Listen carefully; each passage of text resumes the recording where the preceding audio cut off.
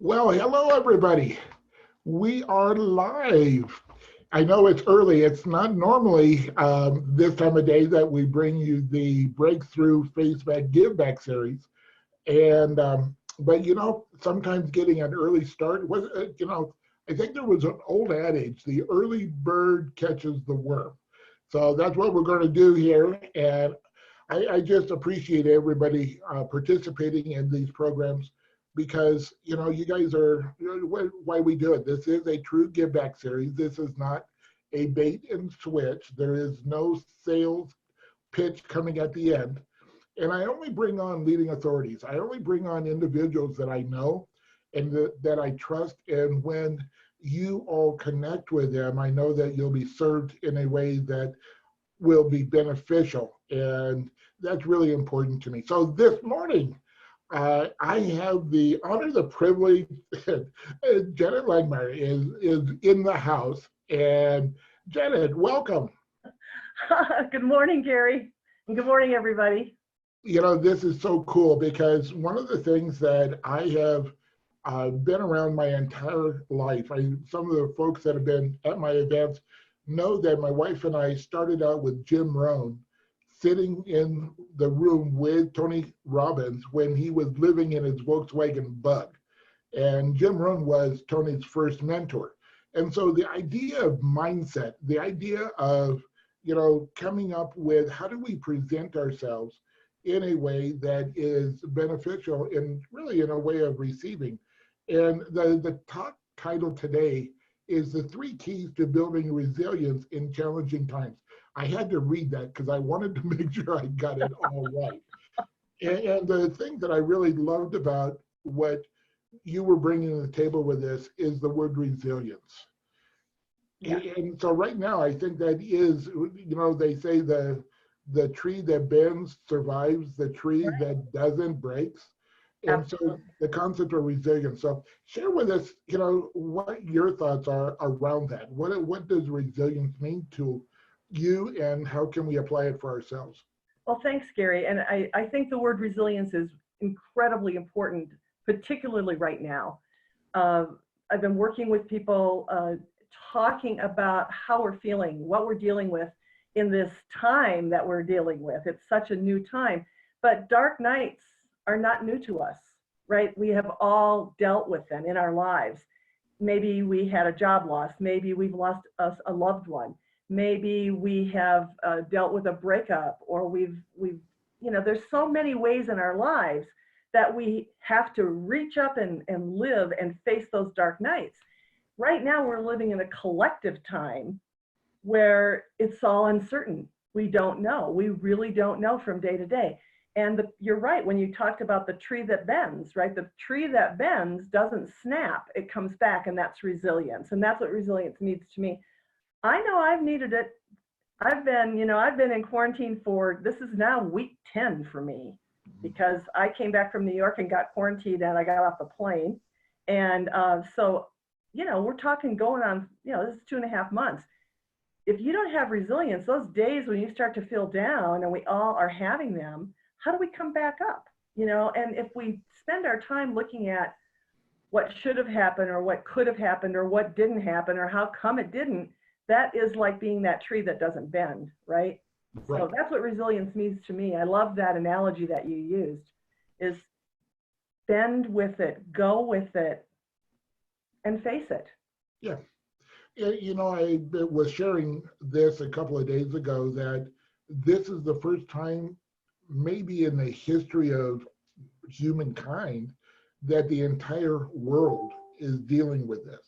Yes. And on some level. Now, the unique part of it is everyone is dealing with it in a little different way. So it's not a one size fits all. Absolutely. So do you have an idea of how do we break this down for ourselves? Because like you said, you've been in quarantine for 10 weeks. Some people have been 6 weeks. Some people are afraid to go outside of their houses to even take a walk. So, I mean, what are some of the things that we can do to step back to get a perspective? Well, thank you for asking that, because here's the thing. This is a global one-time moment, and we have all had these in our memory, there are times in history where everything stood still and we know, wow, this is where I was. What I've learned in talking with people and working with people these last couple of months particularly is that this big thing is bringing up other things. That if we already had things inside, they're coming up. So it's really important to notice what you're noticing. I mean, that would be like one of the first keys I would say is notice what's going on and not judge it. Notice it, pay attention to it, and ask yourself, how am I feeling about this? What am I thinking about this? Without judgment, because we're in a space that is okay. And say, well, I shouldn't be feeling this, or I'm lucky. I've had several friends say, how can I be feeling worried and upset and scared when I've got a roof over my head? And there are people who don't. Well, there are people who don't. And if you feel called to help them, then help them. There are plenty of places right now we can put our energies out. And that would be another thing I would say is when you notice what you're noticing, then pay attention to what you're being called to that's going to help you with how you're feeling. Does it mean go out and pack food at Colorado Feeding Kids? Does it mean that you sew masks? One of the things I say is I can't sew. If my sister's out there, she's sewing masks. Her daughter is a nurse. I can't sew, but I can coach and I can teach and I can listen. So what is it that you have? Because everyone has something. And in this time, if you're feeling this kind of, grief, it really is grief. If you're feeling it, you may also be called to do something that can help others. And the fastest way I know to get through and be resilient is to give something to someone else. And it might be a listening ear. It might be an email. So really what I'm hearing you say is find a way to connect. Yes, absolutely. So as we connect and have our gifts, I think sometimes that we fall into, well, it's not enough, or it's not important enough, or, we have this I can't, instead of looking at how can I. Yes. The process, I know you said, think about what you're feeling, check in with, is there a process that you put people through to be able to really identify that, capture it so that they can deal with it? One of the easy, simple tools that you can use that I use a lot for a lot of different things is you can do this. Just take a piece of paper or your notebook or whatever and put a T on it, right? And on the left side, write down all the stuff that is dark that you feel like is out of control, or you're worried about, or you're scared about, or whatever's going on. Just write it down. Don't judge it. Just write it down and get it out. And on the other side of that T, write down all the things that are good, all the things you're grateful for, all the things that feel like possibilities. And sometimes we're grateful that we're breathing. I mean, sometimes it's hard. If we're really in a stuck place and we've got this big, long list of dark stuff on the left side, and we can only come up with one thing, that one thing, the story, one candle lights the darkness. That one thing that you can be grateful for today may be enough to outweigh it. But it's about getting it down. And what I found happens with most of us, once we start finding one thing to be grateful for, we can keep going. And pretty soon we start to find ourselves out. It's just a simple way to allow ourselves to remember what is good in our lives. Yeah, when you said, even if it's just breathing, what hit me was, well, if you're not breathing, the rest of it doesn't matter. That's right. And that's exactly what happens when you write that down, isn't it? Like, oh my goodness, because if we aren't breathing, we aren't here. And that's the thing. We're going to live life no matter what. We're living if we're breathing. So we're going to live through this, just like we're going to be thinking through this. We get to choose what we're going to think. That's the other thing. Yeah, and that's what was hitting me just then was, I'm hearing you say it's a choice. And I think there is always a question or a desire, maybe is a better way to put it, to be in control. Oh, yeah. And right now, in most of life, in a lot of the ways that I teach, we are, be comfortable with being uncomfortable. And we are out of control no matter what we do. What we can control is our reaction to it. And Yeah. when you're saying, really build in the possibilities is what I was hearing, build in the what ifs. Hmm. And in your experience, does that give people the control factor? When we start to remember what we do have, that starts to feel controlling. That starts to give us back. The first thing we do have is breath. And that sounds very, very simple, but here's the thing. When we actually pay attention and breathe, that gives us power. It changes our state. And so if you take a breath in and you let that breath out, you start to change your state. And that allows you to calm down enough to be in that moment and be in that moment of gratitude. The other thing is look at the facts that you have, right? Sometimes what happens is we get the facts and we will sugarcoat them. Oh, it's not that bad. Or we'll catastrophize them. Oh my God, it's awful. And it's usually neither one. It's usually one or the, it's kind of like this place in between. So there's always resources available to us. There's always ways to help ourselves. And sometimes the first and most important thing to do is inhale, exhale, and recognize, yes, I am alive. And when you do literally 3 simple inhales and exhales, you can clear your mind enough. It actually takes you out of the sympathetic nervous system into the parasympathetic, and it lets you come out of that limbic brain place, right? Yep. The one that has us running around. And when we do that, that's when it makes it easier for us to choose what we're thinking. When we choose what we're thinking, we feel control, even if we can't control the outer circumstances, because facts are facts, but they're not our truth. Yes. And what I know you to be a really one of the leading authorities in mindset. And I think you even mentioned this a while back in our conversation was we're dealing with grief Yes. because we're dealing with loss, we're Mhm. dealing with the unknown, we're dealing with fear. And so what do you suggest? I know that you've given the process here, but when we have the emotion, we have the logic side, but when we are triggered with the emotion, the logic most of the time doesn't matter. Right, right. We're not able Well, to connect it. So absolutely. when we get stirred up, when we get that trigger, what are some of the things that all of us can do to pull us back in? I call it stepping back from the ledge. Right, right. What is Well, it that you teach and you share that really can help all of us? well, of course, we already talked about breathing, Right. but another big one is movement. And literally, it doesn't have to be like get out to the gym and work out. All right. There's some of us who don't love that, and there's other people who really do.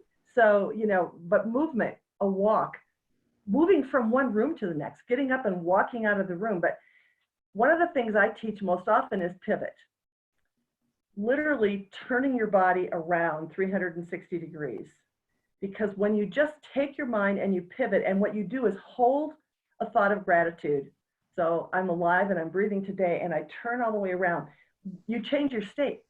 Jumping up and down changes state. Tony Robbins does that in his classes. I know you've been a Tony Robbins guy. He'll say, everybody jump up and down. When we move our body, we change our state. Another one we can do is music. What kind of music we listen to can help us change our state. If you're feeling really down and you're feeling a lot of loss and you're confused, that's normal. Put on some kind of music that speaks to your heart. Some of us really get off on listening to rock and roll. Some people want to listen to rap or hip hop or classical, or it doesn't matter. Whatever music helps you to move and change your state. But the most powerful one is gratitude. So if in those things you think of good, there were times in my life when I couldn't think of anything good, no matter what I put together. I always had, oh, well, if I think about that, that'll make me think about this, and that'll make me think about this. But my dog running to me, being glad that I came home, always makes me feel good. So sometimes when I can't think of anything to be grateful for, which is silly now when I think about it, but at the time, just watching my dog run toward me when I came home, because she's always happy to see me no matter what, that was something I could be grateful for. So there are things we can do that we don't have an agenda attached to that can help us to feel good or bring a smile to our face. And, I have a 7-pound dog. She's kind of a happy thing.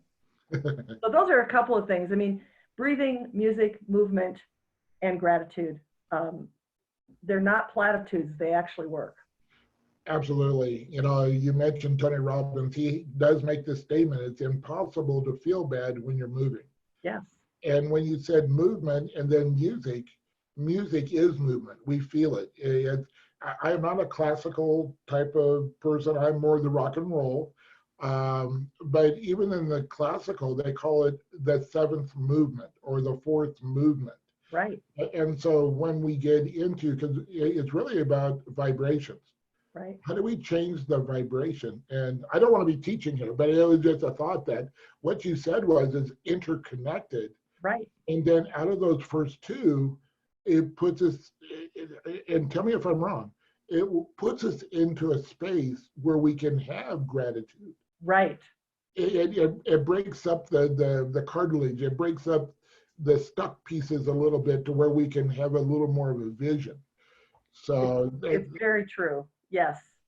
I I'll share with you, I have a client who does the pivot. She came up with an image for herself, and I love it. I use it myself because it's powerful. She has this image of herself in a big ball gown with the big swishy skirts underneath, and she just does the pivot. And when she does, she told me she can feel the skirts against her leg, and she knows that she's swishing and moving herself into a really new space. And she said when it's a really hard day, she sees firecrackers and all that shooting out of the skirts as she turns. So visualizing things helps a great deal as well. And I like her visual so much that I actually use it myself. So sometimes if I get stuck, I will swirl in a ball gown, so whatever image can help you to take and change your state. And music can add to that too. When you said good vibrations, I immediately heard the Beach Boys, didn't you? yeah. Well, and I'm a drummer, I and know. it's something that you feel, but it puts you in connection. It also gives you, or at least it does me, a sense of control, empowerment, to where I have a voice, and what you teach is so important. And and one of the things that I ask for from every person that I interview on this series is to be able to give something back to the community. And so let's take a couple of minutes, do a little sidestep here. And could you share with everyone what it is that you're going to be giving away? Well, I'm giving away an ebook. It's the 3 Keys to Resilience. So some of the things we're talking about this morning in there with some ways to help and support you during this time. And I'm also going to give away anyone who wants to set up within my time frame. I've got 30-minute sessions with people. Some people just need to talk right now. So I'm more than happy to set up 30 minutes of my time. If people want to set it up, my email is right here on the screen, woljanet@gmail.com. So it's woljanet. And within my schedule in the next 3 weeks or so, I'll make time for people, because what I've learned is people need time. I'm meeting with people constantly right now who just need a few minutes to talk, touch base, so that they don't do that catastrophizing that goes on and go into, we're going to have the dark night. We don't have to stay there. And sometimes just having someone to talk to. So the ebook and some time to give back. And time I have always equated as the most valuable asset that any of us have, because it cannot be duplicated. There's no way to go back in time that we know of. But so thank you for that. It's something, and I want to reiterate, this is not a bait and switch.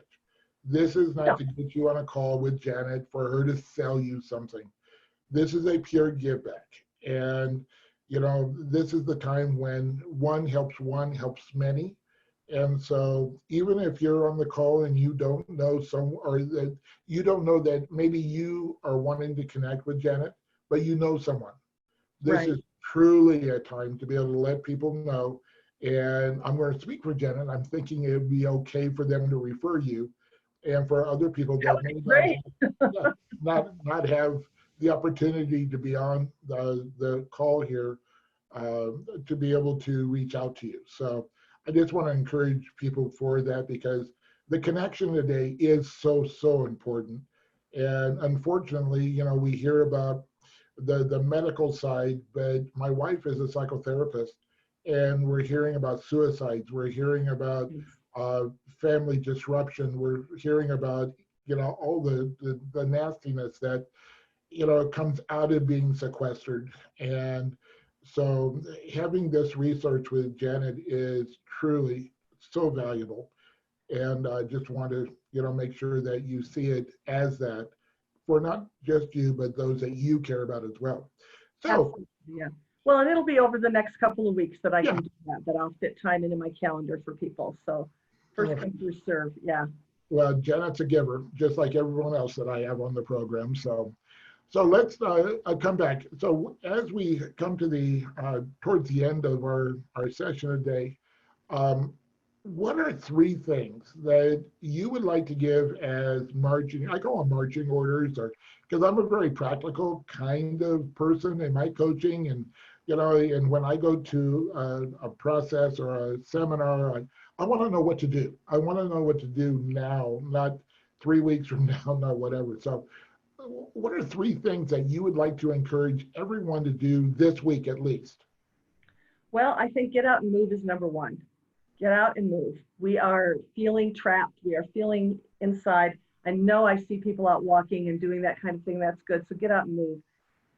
Remember, there's a gift in every situation. Napoleon Hill said, in every adversity, it has within it the seeds of greater benefits, right? So know that however you're feeling is okay. I think that that's a really number one thing. Whatever you're feeling, it's okay and it's normal, because dark nights are normal. So remember that, and know within that there's a gift. There's, as crazy as it seems, as hard as it is, how many times in your life something horrible happened and you said, you know what, looking back on it, I didn't see that. Wow, it was one of the best things that happened to me. In fact, if I had gone a different way, life would be different. So we can't control this big thing that's happening, but we can find the gift in every day. And so I think that would be the most important thing. And remember that it's not how you think is the option. Thinking is not the option. So be kind. Cast a kind glance on yourself during this time. So get out and move. Know this is normal. Be kind to yourself and find the gift. I guess that's four, Gary. Well, you're over deliver. That's cool. And for the first time in all of the give back series that I've done so far, and I think this is actually number 10 now. It's just like they're piling up. You said go out and move. Go out and take a walk, whatever. I like to encourage people to do this. Take a picture on your walk and then post it in the comments down below on this Facebook thread. Let us know you did it, right? Let's connect. Let's share what we're doing. I know for me, I have a convertible, and anytime that I can have the top down and outside, I'm a happy camper. And but let's share those pictures. And it doesn't have to be anything special. It could be a tree. It could be the walk. It could be whatever you would like. Show us your dance moves. Oh, yeah. A lot of people having dance parties. So if you aren't outside, show us your dance moves. Yeah, whatever you want. You don't want to see my dance move. At my events, they get me to dance, and yeah, nothing.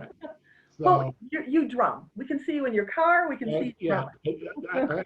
Drumming, I'm fine. So everyone, thank you so much for being with us today. If you would like to see the other videos that we have been producing, you can go to my YouTube channel and please subscribe, and you'll be notified when we put up new videos. Right now, I think there's over 250 videos there as well that you can peruse. And, it's just something that they're all about giving back in some way. And so we've built quite a library there. So anyway, I'd like to invite you to subscribe to that. And, thank you so much for being here. So Janet, thank you. I know taking this time out of your day is important, or you value your time as well. Yes, yes. And I value you. And so, as we come up to the end, I'd like to just have you, end with a parting thought, something that you'd just like to plant a seed for everyone as we finish this Give Back series. Well, thanks, Gary, and thank you for having me. I'm actually honored that you would bring me to this and let me share this time with you and with the people who are watching. What comes to me and what I think about, and I do a sunshine moment every morning with clients of mine, we touch base, and the thing that I'm always talking about is we are not our circumstances. What's happening right now, the circumstances and the fact of what we're living in, that is what it is, right? We look at it and it is our fact, but it's not our truth. And so to remember that inside of us, we have a power that is greater than any of the circumstances we're facing to help us through this. And to remember that is really powerful. And if you do that and you just reach out even to one person, if you've got a thought, that person in your mind, do it. You know, we think, oh, if I don't, what you said earlier, if it isn't big, I shouldn't do it. In fact, I think the smaller is even more powerful right now. I got a text this morning that already lit up my day that I didn't expect. Somebody would like that from you today. So just remember, we're greater than all of this, and that we can help each other with small and thoughtful things. Well, that cannot be improved on. That is phenomenal. And again, Janet, thank you. Thank you, everyone, for being with us. And we'll see you. Well, this is how I part all the time now, Gary. Oh, live long and prosper, baby. I can almost do it. Yay! So with that, thank you. And we'll see you on the next Give Back series. Thank you.